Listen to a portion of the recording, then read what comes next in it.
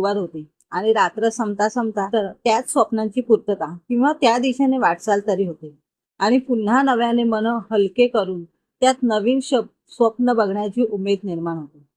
अपेक्षा जगण्याची आस, उद्याची श्वासात उमेदाने जगण्याची मितालीच्या जीवनात ही रोजच अशी पहाट होत होती. अशीच रात्रही होत होती. तशीही ती नवी उमेद कशी मिळवते कोण जाणे. 6 वर्षाची मुलगी नकशिकांत दारूत बुडालेल्या व चांगल्या बापजाद्याच्या सावकारी व पैसा दारू जुगारात बर्बाद केलेले व्यसनाधीन नवरा अजित, त्याचे पालन पोषण तिच्याच भरोश्यावर होते. मिताली स्वभावाने खूप शांत आणि शोषित स्त्री होती.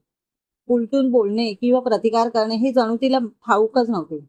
ती स्मिताताईंकडे स्वयंपाक आणि त्यांच्या 1.5 वर्षाच्या मुलीला सांभाळण्याचे काम करायची. स्मिताताई कॉलेजला प्राध्यापिका होत्या.